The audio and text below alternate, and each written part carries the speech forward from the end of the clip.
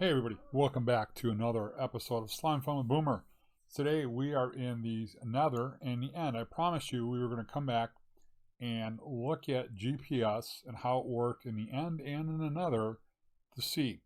And so the first thing I had actually done when I got here is I had my portable scanner and I checked the Nether and I couldn't scan it, even though I had a network set up in the overworld. So the first thing we've been able to rule out is regardless of how big, how powerful, or strong your network is, it has to be set up in the world you're in order for it to work.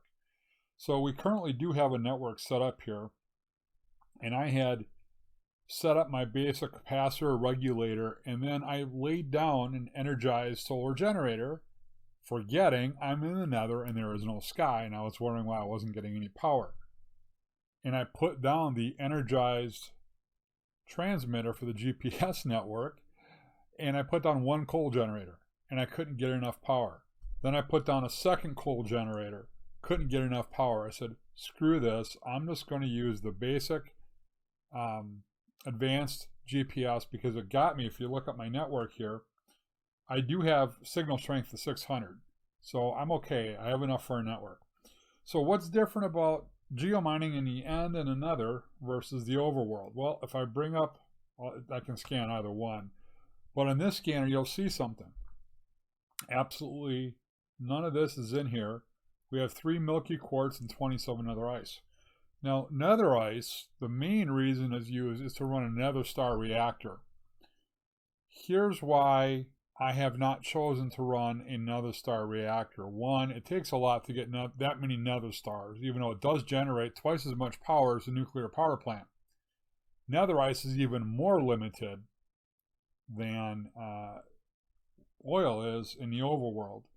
Now, the Nether is the same size for us. You can see I'm at a 1-to-1 ratio Nether to overworld in SkyGrid. And so we still have the same amount of space. But you'll see that the Nether ice only had 27 versus 76, I think it was, for oil buckets in the overworld. And so we get a much better yield by going with the oil buckets and setting up a nuclear reactor. So we're going to get out of this chunk. Alright, so we are in a completely different chunk. Let's scan this chunk. So clearly the scanner will work into another chunk, and it's roughly the same. 2 milky quartz, 34 nether ice. So let's hop another 4 blocks. Whoops. We'll just go. It's okay. I've got a homestead over there. Alright, so clearly we are now in a different chunk. 33 and 3. So we can get a fair amount of nether ice. That isn't the problem. The problem that we're going to have, again, would be getting enough materials to make it worthwhile to set up another star reactor here. 1 milky quartz, 33 nether ice, no oil, nothing else. So when you're mining in the Nether, these are the only 2 items you're getting. Milky quartz, which is used, believe it or not, a lot of it's used just for GPS, and then nether ice for the nether star reactor. So what we're going to do, whoops, try that again, is we're going to pick this up, we're going to haul it over to the end and set up a network in the end and see what we can do. So we'll be right back. Alright guys, so we are back here in the end. We've got the network set up. We're just waiting for the power to go up a little bit. Again, I've got an energized transmitter going in, and we are currently at level Y equals 98.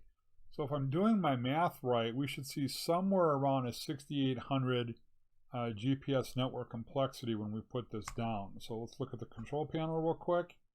6872 sounds about right. We scan the chunk and we see, what do we have? We have some milky quartz, we have some salt, which we really don't use, tiny bits of uranium, but the cool thing is we have 12 buckets of oil, which means the end can be mined for oil. Now, the one thing we want to find out is, can we get an ocean biome in the end? If that is something that we're able to do, then the end is just prime and ready for massive geomining. This is where we'll come in and get enough power in here somehow and get 3 or 4 people to come in and just crash this thing. And here's the downside of this, is I just told the entire server how to get a whole ton more oil, but oh well, it's okay. Remember, this isn't just for our server. This is anybody playing Slimefun on any server. And so you can tell this thing was network hungry. I've got 2 lava generators here, and it wasn't enough, and I knew that wasn't going to last long, simply because of how much power this thing draws. But the good news is, at least we can get oil out of the end, and so that was the goal, was for us to figure out how does it work. It works essentially the same way as it did in the overworld and as it did in another. And so unless you have any further questions, please put them down in the comments below. We're going to wrap up this episode. I thank you guys for taking the time to watch. We're going to be working on a few new things just to give you an idea of some of the upcoming episodes for Slimefun. We're going to talk about the ancient altar. We're going to get into some of the fun with the elemental stats. We're going to talk about the exotic garden. That's probably going to be the next episode, because that's been the key income for a lot of people, is talking about the exotic garden. The CT access terminals. This is one of the things that I'm going to be working on for my survival base, where I'm going to have everything stored in one network. You heard me right. Everything. I have 7 or 8 networks on grid. I have 1 network on survival, and it's not going to lag the server because I know how to set it up. We're going to get into the charging bench. We're going to get into the auto anvils and repairing the odd things that are in here. A lot of people have been asking about androids. And I'll tell you, here's my thing when it comes to androids. I'll show you, but that's going to be one of the last episodes I do, because I want people to play the game. I've said this before, I'll say it again.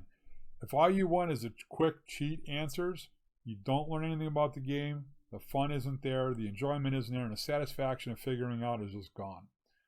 And so I will do the Android episode, but that's going to be one of the last ones I do for that particular reason.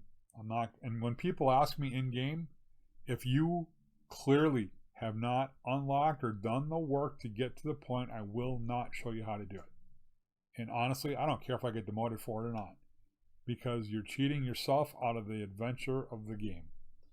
We'll talk about freezers. We've kind of talked about the wither assembler. I think we did that actually in the SkyGrid series. I want to break it down a little bit more for you. There'll be some other topics. We're going to talk then about mass production within the game.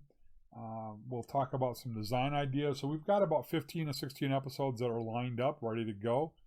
But as always, when you're on grid or survival, you have to go boomer or you have to go home.